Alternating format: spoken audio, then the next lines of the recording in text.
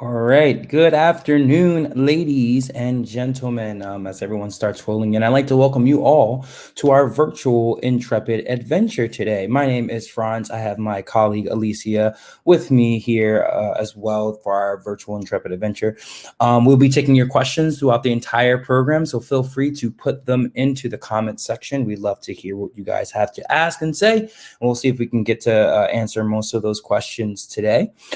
This is one of our new free virtual programming. So if you like what you see and you're interested in donating, feel free to click the link in the comment section below to do that and find more information out about our programmings at intrepidmuseum.org. Now, today we're going to have a little fun outside of our planet, right? We're going to be talking about landing on different places, not necessarily just outside of our planet, but also we're going to first start by talking about landing here on Earth and then beyond. All right. So before we begin, ladies and gentlemen, once again, you can let us know if you have any questions in the comment section at any time. You can also let us know if you've ever visited the Intrepid in person or virtually.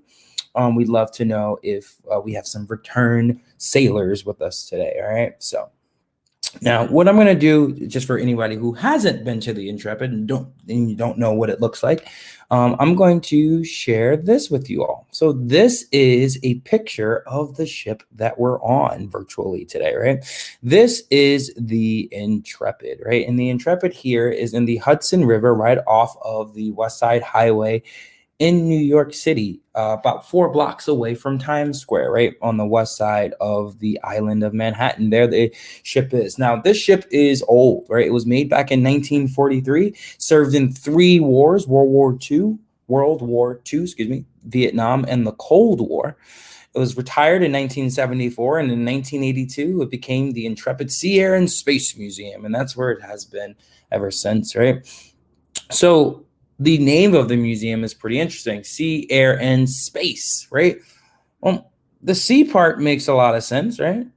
Because it's a seafaring vessel. The Intrepid is a large ship that would have been in the Atlantic and Pacific Oceans during those particular wars. It had 4 bronze propellers that we've since taken off. We don't have them on anymore, but they used to push the ship through the ocean, right? As you can see here, as the Intrepid is going through the ocean, right? The air part makes sense too once you look at the back part of the ship there in this picture here, right? The air part means airplanes, right? Things that go into the air, or aircraft, right? So this here is my favorite airplane at the museum. This is the Avenger Airplane, the oldest airplane in our collection from World War II. Was a torpedo bomber. That's why you can see that beautiful torpedo right underneath those bomb bay doors there at the bottom, right? Right behind the Avenger, actually, we talk about this first. Planes took off and landed from the Intrepid, right? Like I said before, an aircraft carrier. So you can see these jet planes taking off from the ship. That's what made the ship so special. It would go out into the ocean, and then you can have planes take off and land wherever you were. You didn't have to go to an actual airbase, right? And planes like the Fury behind the Intrepid, you can see that lightning bolt right there. This one was fast, was used during the Cold War. And we have helicopters like our Retriever, which was used to save people from the ocean, right? But the space part, that's the part that's a bit confusing, right? And you can let us know in the comment section if you know why the Intrepid is a space museum. Let us know. But right across from the helicopter, right, there's something interesting. If you were at the Intrepid and you were walking around this large area, you'd see something that kind of stuck out, right? It doesn't seem like it's in the right place, right? Everything has to do with water and the air, but this one thing right across from this helicopter seems a little bit odd. And that's this, right? You can let me know in the comment section what this is, right? And what this looks like here. But this thing was very special, right? And as a matter of fact, this one that we're looking at right now is actually a full-scale replica, meaning it's the same size, but it's not the actual thing. This is the Mercury Aurora 7 capsule, right? This is a replica of a capsule that went up into space, right? Now, how do capsules get up into space? Well, they are on the tip of a rocket, and that rocket gets blasted off into space, right? Now, in this particular capsule, there would have been one astronaut. There he is there, Mr. Scott Carpenter. He's putting on his spacesuit, getting ready for his mission.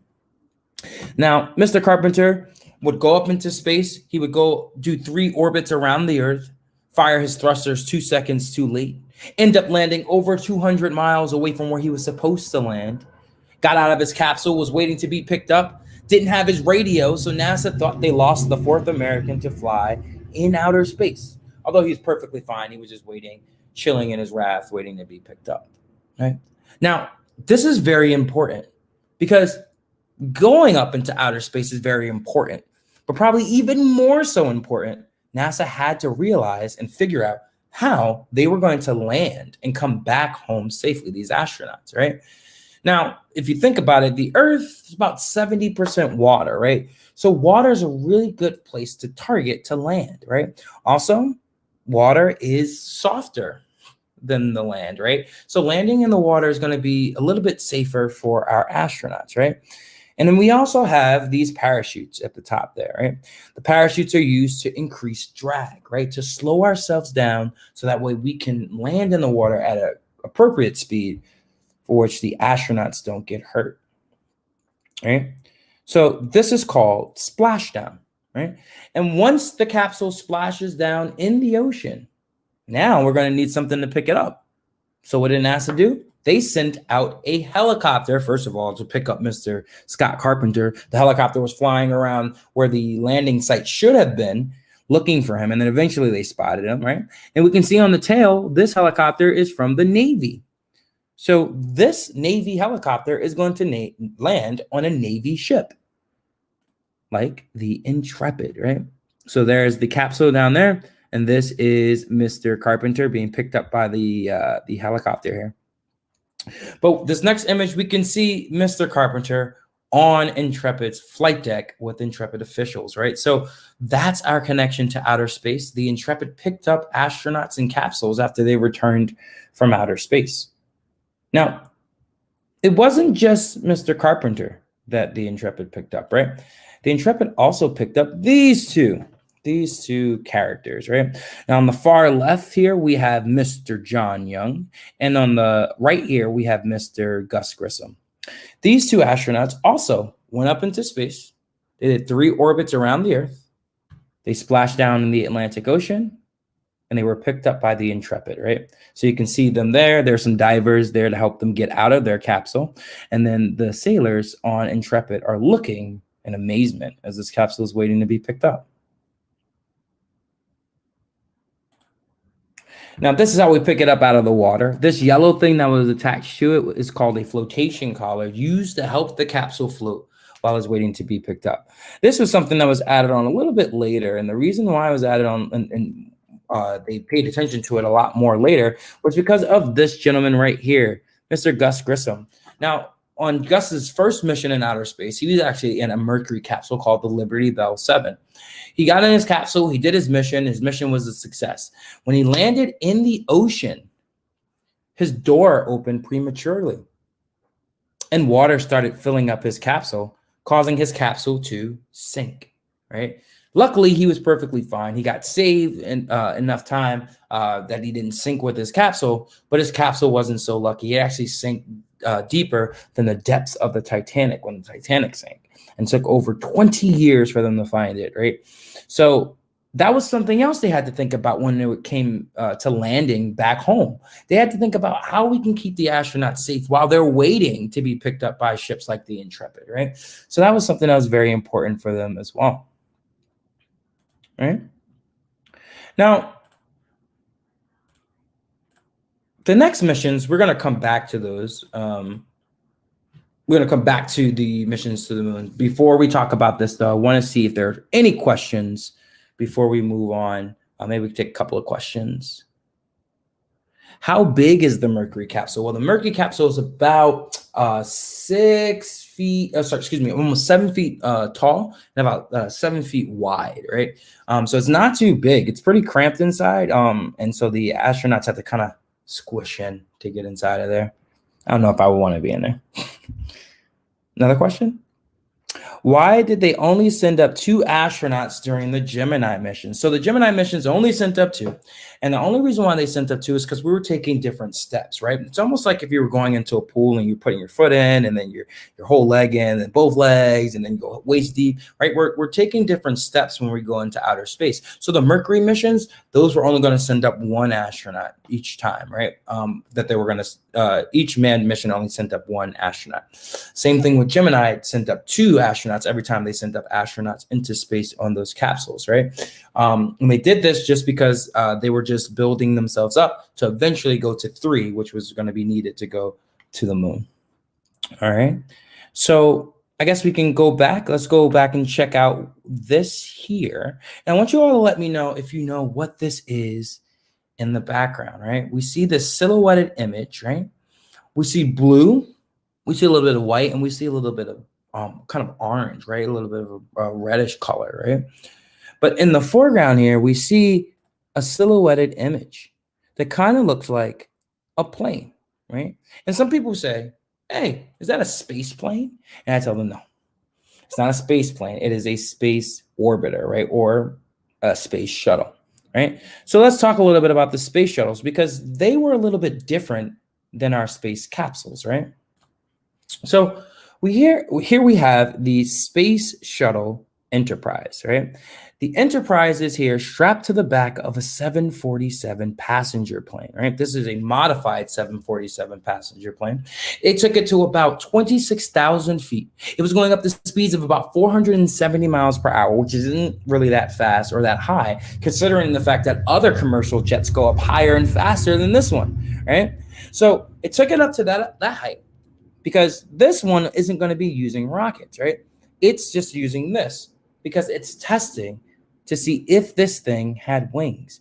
If something so massive, 150,000 pounds of weight, could actually fall out the sky and glide using the air until it comes and lands on a runway. So that's what the Enterprise was testing. You can see this tail cone on the back. This is just to make it more aerodynamic. And once it got up to the right height, these two separate, right? And now the Enterprise is effectively gliding like a paper airplane glides in the sky.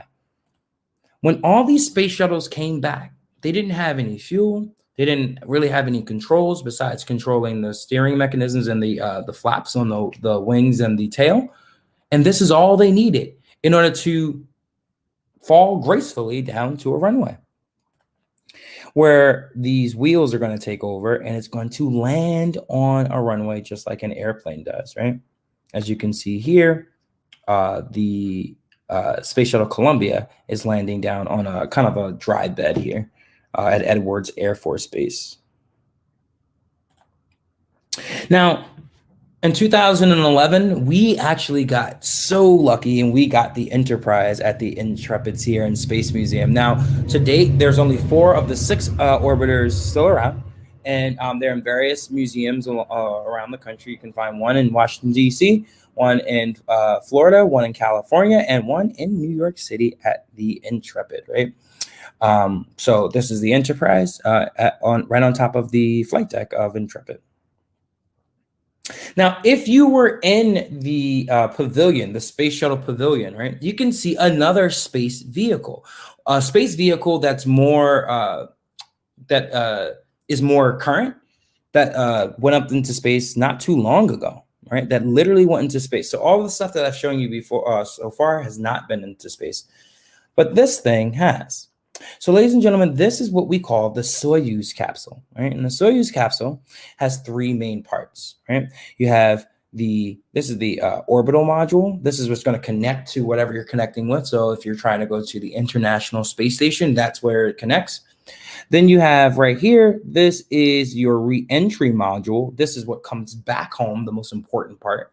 And also where the astronauts are, right? And then this part right here, the last part, this white area here, this is your service module. This has your heating, cooling, electrical components, just pretty much to make the capsule run. So once you finish your mission in your Soyuz capsule, now it's time to come back home. Right? And how do you come back home? Well, you get right back into the re-entry model. You can see these astronauts in these tight chairs here in the Soyuz capsule getting ready to come back home. But this one lands in a very different way, right? And the reason why it lands in a different way is because of where it takes off, right? Those capsules that we talked about before, they took off usually from Florida, right? Cape Canaveral, Florida. So if you're taking off from Cape Canaveral, Florida, and a peninsula that has so much water around it, right? Where you're going to land? Well, you're going to probably land somewhere where you can get back to Florida pretty easily. So you're going to land in the ocean, right? This one, though, is going to take off from a different location. It's going to take off from Kazakhstan, right, which is near Russia. So this is a capsule that's sent up by the Russian Space Agency, right? And so since it's going to take off from Kazakhstan, it's going to land in Kazakhstan, a desert, a landlocked area. So we don't have any water to land in. So we have to think about landing a bit differently. And so when we think about the Soyuz capsule, we have these parachutes come out. The parachutes collect a lot of air and slow us down a lot, right? But then right before we hit the ground, if you can look at the picture on the right here, you might notice this bit down here that looks like fire. This is actually meant to happen. There are explosives on the bottom of the capsule that explode downward, causing the opposite thing to happen to the capsule. It gets pushed upward. And then it gives it a little bit more time to catch a bit more air to slow itself down. So that way, when they land, it's not as rough. Right now, this is what the capsule looks like here at the Intrepid, right behind, the space orbiter Enterprise, right? And as I said before, this has truly been in outer space. This was donated to the museum by Greg Olson, who's one of the first citizens to go into outer space, meaning he paid for his ticket to go on a capsule into outer space. Now, when Mr. Olson went up into outer space, it wasn't just a trip, a vacation trip, although he said no vacation after that was as exciting as that, right? But he actually did get some jobs from NASA to do up in outer space. So he was an actual astronaut when he went up into space, which is pretty cool. Okay. So that's pretty much landing on Earth, right? That's how we've landed on Earth since we've been going up into outer space, either in the water or on the land in some way, shape, or form, right? Now, before we talk about landing other places, I just want to see if there are any questions about any of the stuff that we just talked about, any questions at all. Remember, feel free to type them in the comment section. How does NASA know where the astronaut will land when they come back from space? Well, when capsules go into outer space, they get rocketed up into outer space, and then they enter orbit around the planet Earth, right? When they want to come back home, all they have to do is slow themselves down, and then gravity takes over, and then they come landing somewhere on the Earth, right? The way that we can figure it out is if we know how fast we're going, we know how high we are, we know what angle we're going, we also know that gravity pulls everything down at the same rate. So because of that, we can calculate pretty much where it's going to land. Now, in the case of Scott Carpenter, his mission, he was 200 miles off course because he fired his thrusters just 2 seconds too late. So you can see how precise you need to be. For instance, when you had Gordon Cooper, who was another Mercury 7 astronaut, all of his instruments went haywire while he was up in space, his navigational instruments, and he had to use the stars and his watch in order to figure out what angle he was in and where he had to land. And how fast, when he had to press his thrusters in order to land. And he landed a few feet away from where he was supposed to. And if I'm not mistaken, that was still to this date one of the most accurate capsule landings in history. So you can see that you can be accurate even with your eye, but you have to be super accurate in order to land exactly where you need to. All right. Why did they stop using the space shuttle? Great question. So for a couple of reasons. The main reason was there were two shuttle accidents that happened with Columbia and Challenger that resulted in loss of life. So the space shuttle, although it did a lot of really awesome things and a lot of great things were done with lots of different astronauts going up into space, it did prove to be a pretty dangerous mission to go up into space on a space shuttle. Another reason why the space shuttle program was retired was because we don't really need to use space shuttles anymore, right? We use space shuttles to bring really big, heavy things into space, like pieces of the International Space Station, satellites, telescopes, things like that. We aren't doing that at the moment, so we don't really need to bring a space truck up into space. And then also, space shuttle launches were really, really expensive. Space shuttles were huge, and they needed a lot of fuel to get them off the ground. And so if we're doing that a bunch of different times between the 5 orbiters that did go into space, they did 135 missions. So that's a lot of money. Each one of those launches cost upwards of $1 billion. So it proved to be very, very costly. So those 3 reasons combined were probably the most reasons why we didn't go. We don't use the space shuttle anymore. So now let's go see about landing on other places, right? So, So these gentlemen, these were the brave men that went to the moon on that historic moon landing, right? We have Neil Armstrong on the left, Buzz Aldrin on the right, and in the middle, we have Mr. Michael Collins. He's the guy who stayed inside of the capsule, circling the block, looking for parking, right? He was going around the moon while the other 2 were kind of exploring it, and he opened the door for the other 2 when it was time to go home, right? Now, landing on the moon was a lot different than landing on Earth. You guys can let me know in the chat some of the reasons why you think landing on the moon would be difficult or be more difficult than landing on the Earth, right? You can also tell me differences between the Earth and the moon, right? Because although the Earth and the moon are relatively close, the moon is the closest thing in outer space to us, right? They're still pretty different and they're still pretty distant. So they have some different things about them. Now, landing on the moon is going to be very, very difficult. One of the reasons why it's going to be difficult is because unlike the Earth that has all of this beautiful soft water, right, and different terrain that's a little bit flatter, the moon is kind of rocky in most places, right, or crater-y, right? The moon is a heavily cratered object because the moon, believe it or not, acts as our force field, right? It takes a lot of the space debris that can come and potentially hit the Earth and cause some damage. It takes all of that and it kind of shields us from it, right? And because of this, it has all of these impact craters, places where you don't want your astronaut to land just because it could cause them to have some problems, right? The Earth also has air, right? Air, atmosphere. And that's the reason why we're going to use that parachute to slow us down when we come into Earth's atmosphere. The moon doesn't have an atmosphere or thick enough atmosphere, and for that matter, to have a parachute come out to slow us down enough. So we can't really use a parachute to land on the moon.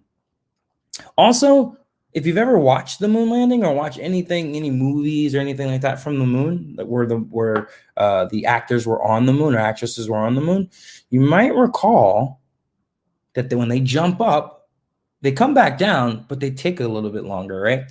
The gravity on the moon is a little bit different. So when you put all that together, scientists had to come up with a different way to land on the moon.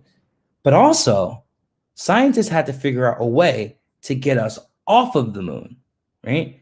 So let's talk about that. So this is a kind of a model of what the whole system looked like that put the first humans on the moon and got them back home safely, right? So right here we have the service module, once again, heating, cooling, electrical components, right? Then we have the command module. This is what comes back home, right? This is what lands in the ocean, the capsule. And then we have right here, number 3. This is the lunar module, right? Now, when this capsule took off, it only had these 2 components on it, 1 and 2. It didn't have the third one. That's because shortly after the the Saturn V rocket that took off and had the Apollo 11 crew on it, shortly after that took off and went into space, another Saturn V rocket took off. And that Saturn V rocket had the lunar module on it. And the lunar module and the rest of the Apollo 11 crew were going to connect and dock while they were in outer space and continue the mission. How did they learn how to connect and dock? Well, by some of those brave astronauts during the Mercury and Gemini missions. All of the missions before this just gave us more knowledge and information and training to how to do this, how to connect with something in outer space, get astronauts on the moon, and get them home safely, right? So the lunar module was something that was made on Earth that was only used in outer space. So this is what the lunar module looked like. And if you look at it, it looks so weird, right? You guys can let me know in the comments and in the chat section what this looks like to you, right? And if it looks weird, if it looks like anything you've ever seen before, right? To me, it looks a lot like some type of bug, right? Some type of shiny bug, right? It looks like it's flying in the sky. There's nothing behind it. It's just pitch black. But this is the lunar module getting ready to do something very amazing, right? The lunar module eventually lands on the moon. Now, get this. Before the lunar module was coming down to land, Buzz Aldrin noticed that there was a rock that would have probably gave them some issues with landing. So what he decided to do was overshoot the rock and land on a flatter surface. But that overshoot actually caused him to use up the remaining fuel in his primary fuel cells. Luckily, he had stuff in his reserve, but still, you don't want to use up all that fuel if you don't have to. Luckily, though, they landed. Now, if we look at the lunar excursion module here, we can see that it has these legs, right? These legs that are hinged, right? That look like they can move. And why is that important? Well, you don't want your astronauts to go bouncing when they land, right? So when this landed, it used retro rockets instead of using a parachute to slow itself down and pretty much power its descent. Then it eventually landed down on the moon, but the legs there took the shock of it landing, so that way it didn't go bouncing and the astronauts didn't get hurt. So that's what they did for landing on the moon, right? More than 20 hours later, they were ready to go home. So they climbed back into the lunar module, right? Which is this whole thing. And they got into this part. So the golden part that's at the bottom, that's known as the descent stage. That's the stage that powers you down to land. The top part that kind of looks like a face, kind of looks like it has eyes and nose, that's called the Ascent Module. That separates and then goes back up to meet with the command module so the astronauts can go back home. So while Michael Collins is orbiting, he's waiting, and then he sees this. He sees the top part, the ascent stage, coming at him to connect for these astronauts to come home. Here's the thing. Michael Collins had a secret fear. His fear was that if he could not get these astronauts back home, his mission, his goal, his job was to get himself back home safely. And so one of his secret fears was having to leave Neil and Buzz on the surface of the moon as he went back to the planet Earth. But luckily, the ascent stage worked. It connected to the command module, and they got back home safely, landing similarly to how the other astronauts landed. Instead of in the Atlantic Ocean, they landed in the Pacific Ocean and got picked up by another ship. But if you can see in the background there, you can see the Earth, which is really cool. I mean, it's kind of like an Earthrise moment. So that's landing on our nearest neighbor, right? Let's talk about landing on a neighbor that's a little bit farther away. Let's talk about landing on Mars. Now, have we ever landed anything on Mars? You bet we have. And let's talk about two of the most famous and storied things that we ever landed on Mars. The Mars Rovers, the Opportunity and Spirit. So we have Spirit here and Opportunity next. Now, I didn't make a mistake. They are just happen to be twin rovers. They look exactly the same. So twin rovers up on Mars, right? So I have a couple of questions for you all, and you all can, this is a little bit of an interactive part. I'm going to ask you guys some questions about these Mars rovers, and I want you all to let me know which one you think I'm talking about or I'm describing. If you think I'm talking about Spirit when I ask the question, I want you to write the number 1 in the comments. If you think I'm talking about Opportunity, I want you to write the number 2 in the comments, okay? So Spirit, number 1, Opportunity, number 2, all right? So here we go. Ready?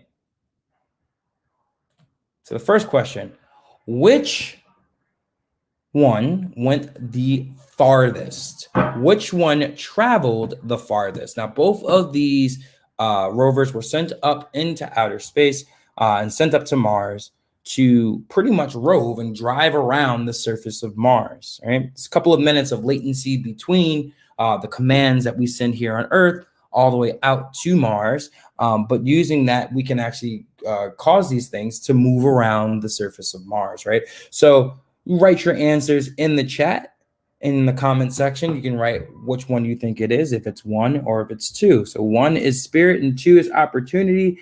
And ladies and gentlemen, the one that went the farthest was 2, opportunity, right? Opportunity went a grand total of 28 miles, whereas spirit went 4.8, which isn't that far, right? But they both did a lot and figured out a lot while they were up in outer space in Mars, right?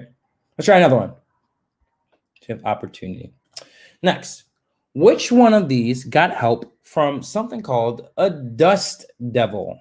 Now, when we go on Mars, remember, it's 1 for spirit, 2 for opportunity. Mars has lots and lots of dust, right? And lots of dust storms. So dust blows here, there, goes all the way around, blows everywhere, right? And I'll tell you all the story. What ended up happening was dust blew onto one of these rovers' sensors. It's one of its solar sensors where it gets its solar power from, right? And because dust covered it, it wasn't getting power from the sun. And NASA thought its mission was completely done, thought it was over because they weren't getting power. But luckily, a dust devil came around and helped it out. So I see some 2s. So let's see what the answer is. Spirit. So number 1, spirit had help from a dust devil. What's a dust devil, you ask? Well, a dust devil is this. It is a column of dust that kind of looks like a tornado. You can see it here circled. This is a dust devil, and this thing blew across spirit, knocking the sand off of the solar panels, giving spirit the power it needed to function, right? So the thing that took away its power actually gave it back, which is pretty interesting. Next question. Which one of these had a broken wheel that made a great discovery, right? You can press 1 or 2 for this option, spirit or opportunity. One of these had a broken wheel.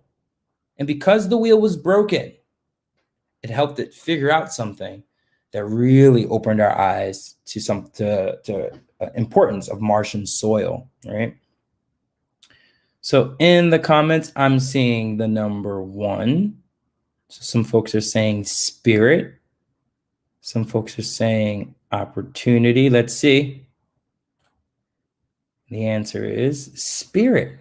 So spirit was the one that had a broken wheel that made a great discovery. And we're going to look at discovery now. There. And you're probably wondering, but that just looks like dirt.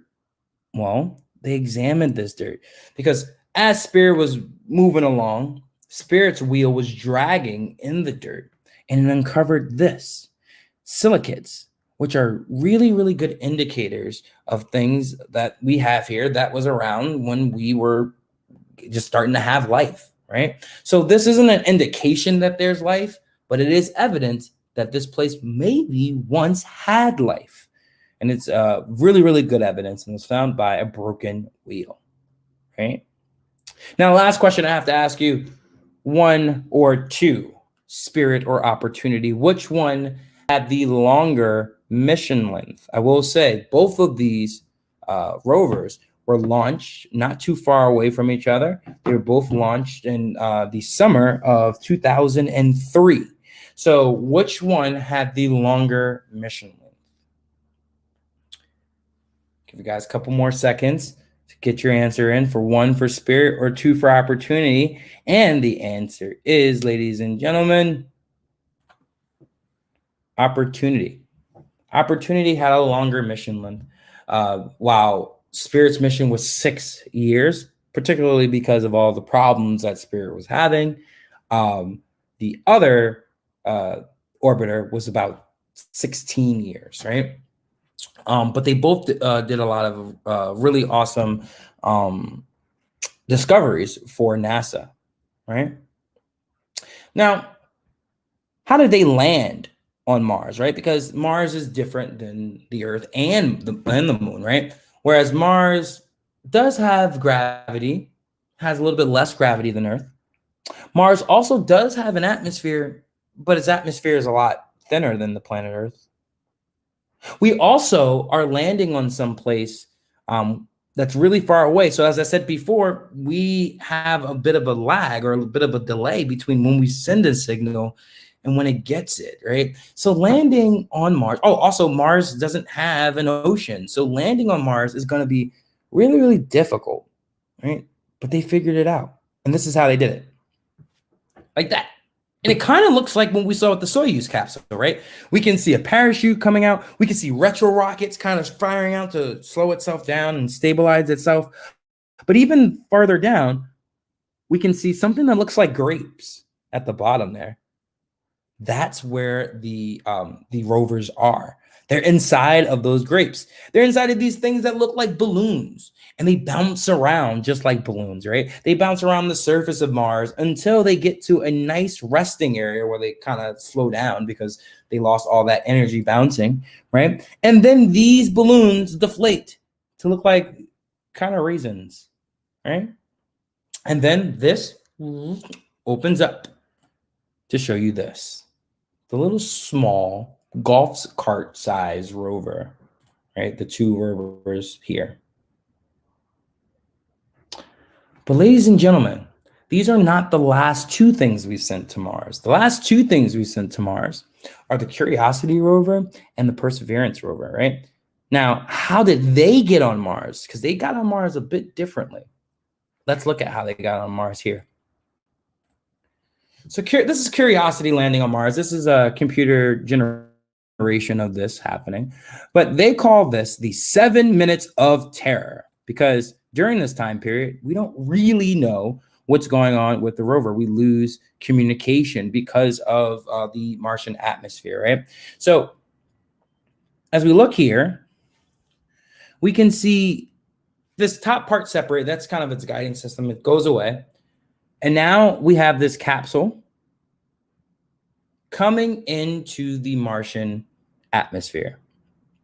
It's correcting itself to put most of its bottom facing the ground of Mars. Why is it doing this? Well, it's doing that because as we're coming into Earth, the Martian atmosphere, we're going to be generating friction. You can take your hands and rub it together really fast at home to generate friction and see what that actually creates. It creates heat. And if we want to make sure that we're safe from this heat or our rover is safe from this heat, we're going to have what's called an ablative heat shield at the bottom, right? This heat shield is now taking all of that heat and it's moving it away from the main part of the capsule, right? Giving it a safe entry into the Martian atmosphere. Now, after a certain period of time, it kind of starts to stabilize itself, but it's still moving at an incredible speed, right?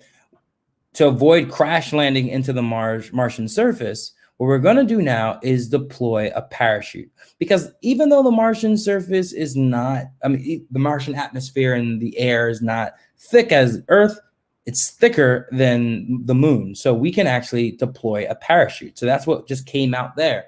We can see the parachute going there, right? Now, you might have noticed right after the parachute came out, the heat shield came off. We no longer need the heat shield, so it just goes off into the Martian surface. But we also need to get rid of that heat shield so that way we can see the bottom. So there's a camera on the bottom of the rover here, and it's actually taking images of Mars as it's coming in for a landing. It's also looking to make sure that there are no rocks, no bumpy things to fall on, right? So once it gets to a certain height, then the parachute's no longer needed. So we're going to kick the parachute off. We're going to jettison it off of our capsule here. But we still need to slow ourselves down. So what we're going to do is separate from the entire shell. Sorry, kind of started back over. Let's go back down here. We're going to separate from the entire shell. And we're going to have retro rockets come off. These retro rockets are going to come out. And they're going to slow us down so that way we can land on the Martian surface. So let's look at that happen here. So once again, parachute gets jettisoned off. Bye-bye parachute. And now we have retro rockets bringing down the rover, right? Now, the retro rockets can't get too close to the ground. And also, we want to make sure that when we land on the Martian surface, there's no shock, right? Because we don't want to break the rover here. We want to land it gently down on the Martian surface. So we have to use my favorite part of the whole entire 7 minutes of Terra, the sky crane, right? And the sky crane literally has tethers that drops down the rover, puts all 4 wheels down on the ground, and then it safely kind of separates so that way the rover lands on the ground. And this image here is kind of a computer generated image of Perseverance, the newest rover to hit Mars's surface and to do lots of different exploration of the Martian surface. One of the really cool things about Perseverance is that it has a drone, a little helicopter drone, and the drone's main mission is just to fly on the surface of Mars, which is really cool. So Perseverance is not only taking cool images, doing cool science on there, it's also doing things that we've never ever done before, like put something flying on the surface of Mars, right? So, ladies and gentlemen, I just want to see if there's any questions. If you guys have any questions about any of the stuff that we've talked about today, about landing or anything. So, so someone asked, Tom asked, can the descent module, can it be that's left? Can it be seen from the Edith telescope? So let's see. One of my colleagues just put something in the chat because I don't know the answer to this, so I'm learning too. She said that the telescopes here on Earth can't see things left over the descent stages of the Apollo missions, but the NASA Lunar Reconnaissance Orbiter, LRO, can dip as low as 31 miles from the moon's surface, close enough so you can see each landing site in detail. But I do know that like a lot of the stuff that was left on the moon is literally where it was left. There are plaques, there are flags, footprints, obviously, right? And lots of other things left on the moon from other countries as well. Good question. Any other questions? Have the rovers come back from Mars? Unfortunately, they have not. They have not come back from Mars. Once they're there, they're there. Mars is pretty far. It takes a little over 8 months to get there. So, and also we don't have anything to propel these the rovers off of Mars to come back home. But if I'm not mistaken, I do believe some of the first astronauts that go to Mars, one of the missions that they're going to have is not necessarily to bring back the larger rovers, but to bring back some of the smaller things like the Pathfinder, which is a really small rover that went up before the twin rovers went up. So to bring those back just for sentimental value. Has NASA landed anything else, anything on other planets? Yes, they have. They've landed probes and other rovers on different planets just to kind of figure out what's going on there. But none of them have obviously come back, but they've still given us valuable information about planets and about other planets' moons more specifically, which is really cool. And if there are no, one more question. Is someone controlling the probes like a remote control car? Yes, essentially. And as I said before, there's a latency. So when you go left, you kind of have to wait for that signal to go out for the rover to get it. Also, because some places in Mars, they have lots of sand over it, so you don't know what's really underneath it. You don't know if you can actually put a lot of weight on it. They have to move extremely slowly across the surface of Mars to make sure that nothing bad happens to the wheels, as we saw before, or the rover doesn't go into a ditch or something like that. So they have to be very cautious of how they're moving it because of that latency and because of Mars's surface.